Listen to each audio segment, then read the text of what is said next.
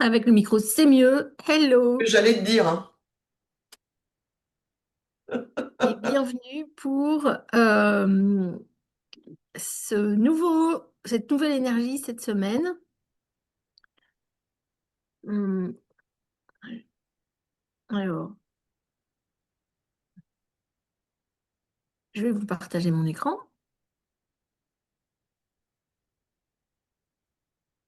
Oui, je crois que Kate et Sandrine avaient marqué qu'à déjeuner.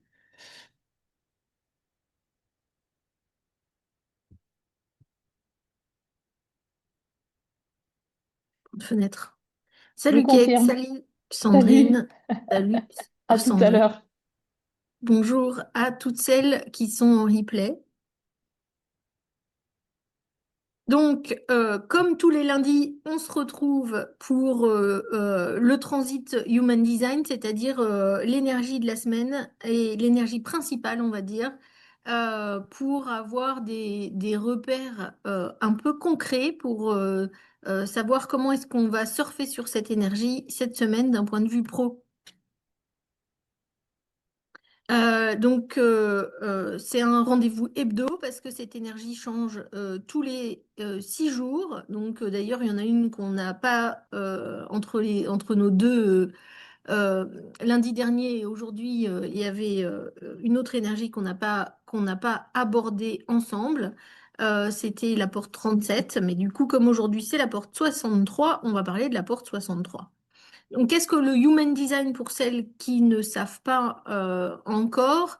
C'est un système alors c'est pas une science, mais c'est un système qui mixe plusieurs cartographies qui sont existantes depuis des millénaires, hein, ça combine des éléments d'astrologie, du I Ching, c'est-à-dire des 64 énergies de la médecine chinoise, des chakras. Et le résultat de ça, c'est un chart, c'est une carte qui vous explique votre mode d'emploi et comment vous êtes câblé pour interagir avec les autres et avec le monde. En gros, ça décrit quelle est votre place dans le monde et quelle est la forme de votre pièce du puzzle et comment vous allez pouvoir au mieux finalement utiliser les dons avec lesquels vous êtes venu pour interagir avec les autres. Donc c'est évidemment super intéressant pour soi, mais aussi pour son business, parce qu'on peut y lire énormément de choses. Les règles du jeu là, de cette réunion, donc la première partie, ça va être assez descendant. Puisque je vais vous présenter des choses et à la fin, je couperai l'enregistrement et il y aura des échanges. Donc c'est pour ça que je vous invite aussi à venir en live parce que les lives, enfin tous ces échanges qui sont très riches ne sont pas partagés sur la chaîne YouTube. Donc vraiment, je vous invite à venir au live. Alors, le transit, c'est quoi? Eh bien, le transit, c'est un peu comme une météo, c'est-à-dire que, évidemment, tous les jours, notre configuration, le positionnement de la Terre par rapport au système solaire change, mais une fois par tous les 6 jours, on a donc l'énergie solaire qui est vraiment complètement différente. C'est vraiment ce qu'on va retrouver aussi finalement dans l'horoscope, hein, mais on va aussi avoir cette information de, euh, on va appeler le transit en Human Design, c'est-à-dire que euh, c'est comme si l'univers, ou en tout cas là où on était, autour de nous, il y avait euh, un, un chart pour le collectif. Et en fait, ce chart pour le collectif, il va bien sûr nous impacter. Vous allez le voir quand je vais vous montrer ce que ça donne. Donc c'est quand on parle moi je vais parler d'une énergie qui est l'énergie du soleil cette semaine. Et en fait, il va y avoir 4 façons dont ça va s'exprimer dans votre design. La première, ça peut être une porte qui est définie dans un centre défini. Défini, ça veut dire quoi? Ça veut dire que sur votre charte, vous allez avoir une porte qui va être colorée là dans ce cas-là en noir dans un centre qui est coloré. Donc la porte 8, par exemple, elle est colorée dans le centre de la gorge qui est défini. Le deuxième cas, c'est d'avoir une porte définie dans un centre non défini, comme par exemple la porte 24 dans le centre de l'ajna. Une porte non définie dans un centre défini, par exemple la porte 2 dans le centre du G-Center. ou une porte non définie dans un centre non défini, par exemple la porte 50 dans le spleen. Donc, suivant comment l'énergie dont on va parler aujourd'hui est dans votre charte, ça ne va pas se vivre de la même façon. Alors, qu'est-ce qui se passe? Donc ça, c'est le transit d'aujourd'hui. D'ailleurs, vous voyez qu'on a encore tous les trois centres en bas qui sont définis. Donc, ça veut dire que toute la population et le collectif a justement le centre racine, le centre des émotions et l'ego de défini. Mais aujourd'hui, on va parler de cette porte-là, la porte 63, qui est tout en haut à droite. Euh, donc, cette porte 63, c'est la porte du doute. Mais c'est pas. Alors, c'est la porte du doute logique. Elle est dans la tête, d'accord? Donc, comme elle est dans la tête, elle va finalement générer une pression mentale, avec un besoin de trouver des solutions et de trouver des voies de sortie. C'est une porte qui cherche à comprendre ce qui se passe, d'accord? Qui remet en cause. Encore une fois, hein, on n'est plus pas lié à l'émotionnel comme on l'était la dernière semaine. C'est pas une insécurité affective, mais c'est vraiment finalement une insécurité intellectuelle. On a besoin de comprendre, parce que d'ailleurs, c'est sur le canal de la compréhension. Euh, et du coup, bah, finalement, son rôle, c'est d'identifier des incohérences qui pourrait y avoir autour de vous. D'accord? Donc, on va travailler cette semaine sur le thème du doute rationnel. Alors, qu'est-ce qui va se passer concrètement? Eh bien, il va se passer beaucoup plus de questionnement. Alors, ça peut être bien, mais ça peut aussi partir en petit vélo dans la tête, hein, d'accord? Mais beaucoup plus d'interrogation mentale, peut-être des analyses plus fines, plus précises, plus exigeantes. Euh, et par contre, ça va aussi activer un besoin de preuves accrues. Alors j'irai même plus loin, c'est pas forcément de preuves, mais c'est de logique. Il faut que finalement votre mental va demander cette semaine à avoir plus de preuves logiques. Et s'il les a pas, bah, il va se poser des questions justement pour se dire mais comment ça se fait? Qu'est-ce qu'il va falloir que je fasse? Ça peut être l'occasion de revisiter certaines hypothèses, certaines décisions, et c'est ça qui va, enfin, surfer sur cette énergie, c'est aussi se dire, OK, est-ce que le système, est-ce que la structure dans laquelle je suis est bonne? Pourquoi? Etc. C'est vraiment d'avoir ce raisonnement logique. Comme je dis, eh ben, elle teste vraiment la solidité, en fait, ça. Encore une fois, dans le Human Design, on apprend que le mental n'est pas là pour décider. Vous vous souvenez bien de ça, hein? Donc ça veut dire que tout ce qu'on présente aujourd'hui sur la porte 63 n'est pas fait pour prendre des décisions. C'est fait pour éclaircir, donner de la clarté. Le risque, évidemment, de cette porte-là, en fait, son ombre, c'est cette suspicion qui va nous paralyser. C'est-à-dire qu'en fait, on n'arrive plus à sortir de ces boucles du doute. Est-ce que je suis légitime? Est-ce que mon offre est assez solide? Quelle est ma stratégie? Ah oui, mais si j'en prenais une autre, qu'est-ce qu'il y aurait? La concurrence. En fait, tout est remis en question. D'accord? Le problème, c'est l'ombre du truc, c'est quand on ne sort pas de la boucle ou alors qu'on prend des décisions sous le coup du stress lié à cette énergie. Euh, le don de cette énergie, c'est vraiment que ça soit un filtre d'amélioration. C'est qu'on va être beaucoup plus fin dans son analyse. Et comme on va être beaucoup plus fin dans son analyse, on peut quelque part questionner un peu tout ce qu'il y a autour de nous, auditer nos offres, vérifier finalement les métriques, qu'est-ce qu'on veut faire, simplifier, corriger les incohérences. C'est la semaine vraiment idéale pour faire ça. Encore une fois, en veillant à ce que ça ne soit pas, qu'on ne prenne pas de décision finalement sous la pression de ce doute. D'accord? Mais que ça soit que là, par exemple, pour les générateurs et les manifesting générateurs, que la décision soit vraiment prise avec le ventre, un sacral. Pour les spléniques, que ce soit une intuition, mais qu'on revienne au corps. D'accord? Donc, on voit bien que cette énergie du doute, elle nécessite des expérimentations répétées. Puisque bah, on va se poser des questions, vérifier, tiens, ça, si ça, ça marche pas, qu'est-ce que je peux faire? Ah bah tiens, je peux peut-être faire ça. Ça me semble logique. Il va y avoir beaucoup, beaucoup de recherches de logique cette semaine. D'accord? Alors, comme j'ai dit tout à l'heure, il y a quatre possibilités suivant que la porte est définie dans votre centre défini. Donc, je vais vous expliquer ces cas-là et on en parlera plus particulièrement tout à l'heure. Premier cas, la porte est définie dans un centre qui est déjà défini. Donc là, la pression à questionner, elle est déjà constante, elle est déjà stable. On a déjà cette énergie, d'accord? Donc c'est en général des gens qui sont très structurés, très logiques, qui posent des hypothèses, qui sont très analytiques souvent. Donc renforcer cette énergie, le risque, c'est vraiment qu'il y ait encore plus de rigidité. C'est toujours le risque d'un centre défini, c'est la rigidité par rapport à la thématique. D'accord? Et ça peut, du coup, être le rejet d'une idée avant que finalement elle soit vraiment mature pour être prise. Euh, et pour ces gens-là, donc surfer sur cette énergie de la semaine, ça veut dire avoir encore plus de puissance dans cette énergie par rapport à d'habitude.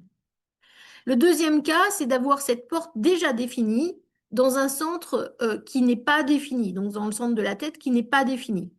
Donc, quand le centre n'est pas défini, vous vous souvenez, c'est une énergie qui n'est pas constante, donc dans laquelle on n'est pas toujours très très à l'aise. On peut être pris dans des boucles un peu, se faire prendre un peu par la pression qu'on n'a pas l'habitude de gérer.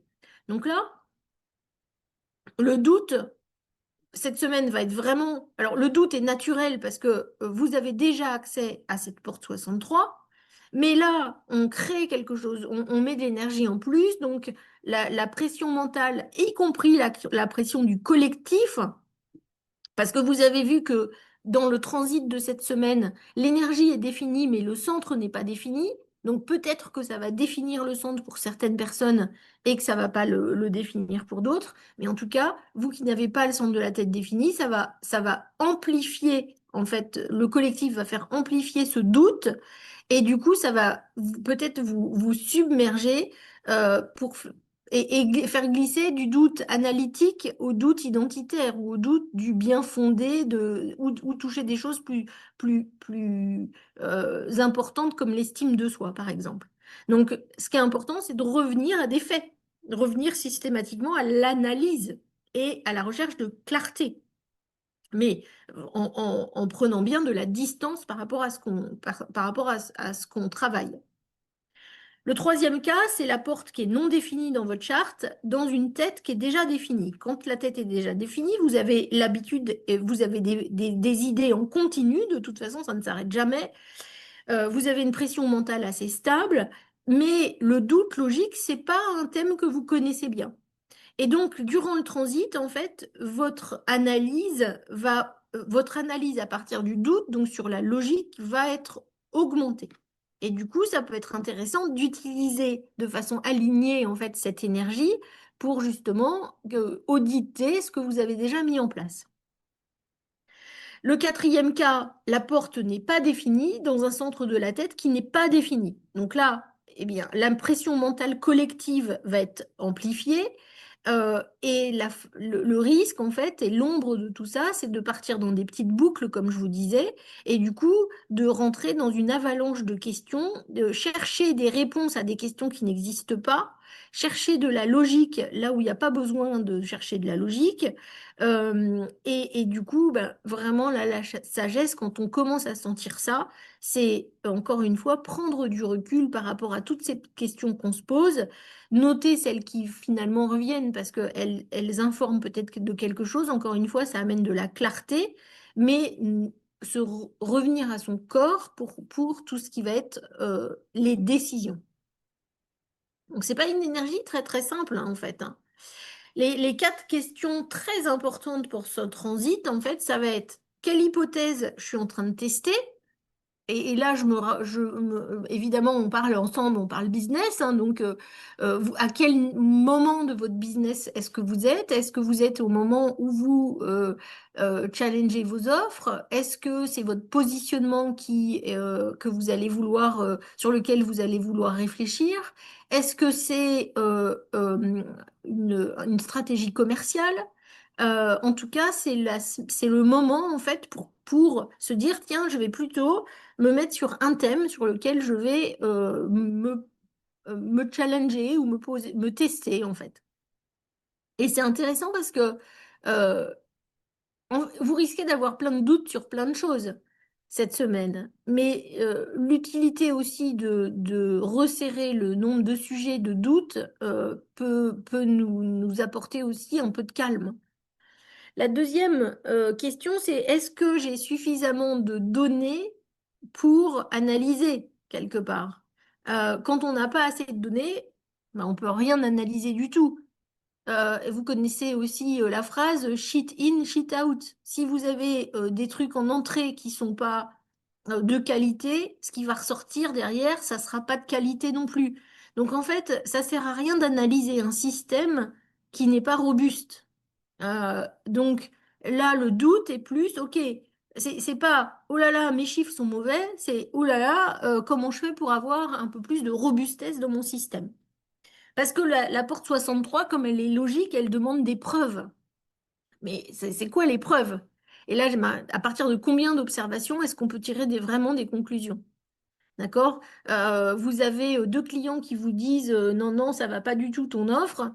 Est-ce que c'est ça est-ce qu'il faut en conclure que l'offre, elle est à jeter à la poubelle? Ou alors est-ce qu'il faut en conclure que finalement vous avez prospecté sur les mauvaises personnes? Ou alors est-ce qu'il faut en conclure rien du tout parce qu'en fait, bah, dans toutes les personnes que vous avez contactées, c'est les deux premières réponses que vous avez eues et donc il est urgent de ne rien faire. Vous voyez, en fait, c'est la pression de cette porte, ça va être d'agir sur le doute. Du coup, la troisième question là qu'il va falloir se poser cette semaine, c'est est-ce que ce doute, est-ce qu'il va me permettre d'avancer ou est-ce qu'il va me figer?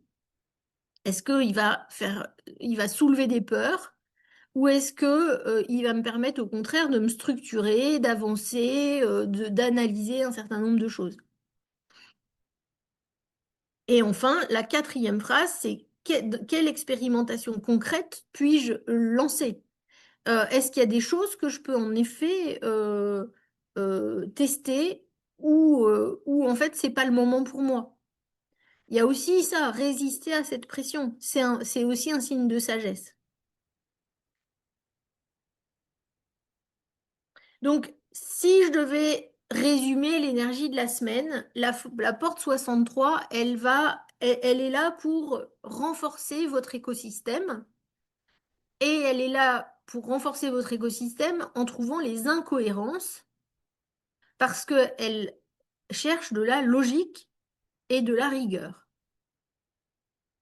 Donc, ça veut dire questionner sans tout remettre en cause. Ça veut dire tester sans être figé dans l'attente de quelque chose, hein. En fait, à chaque fois, on est dans euh, dans l'agilité par rapport aux énergies, d'accord? En fait, à partir du moment où on est un peu rigide, on sait qu'on est dans l'ombre. Dès qu'on touche aux peurs, on sait qu'on est dans l'ombre. Dès qu'on rentre dans des boucles du petit vélo qui tourne, on est dans l'ombre. Donc, comment est-ce qu'on fait pour revenir dans la lumière de cette énergie? C'est vraiment ça la question. Et du coup, avancer tout en vérifiant. Ça va être aussi important. Elle est là pour vérifier cette porte. Elle est là pour prendre, pour avoir des preuves. Donc, on va pouvoir le faire en testant. Ce qui est génial pour les énergies 3 et 6, ça. D'accord? Parce que là, vous savez faire. Et du coup, si vous faites ça, vous allez être dans la lumière de cette énergie, qui est une énergie qui peut amener cette semaine quand même beaucoup d'anxiété pour trouver des réponses à des questions peut-être qui n'ont pas lieu d'être. Donc c'est vraiment, vraiment ça cette semaine. Alors voilà vraiment ce que je voulais vous présenter cette semaine sur la porte 63. Maintenant, je vais couper l'enregistrement et puis on va parler de vos charts et de l'expérience que vous avez de cette énergie. Donc pour les autres, eh bien, à la semaine prochaine.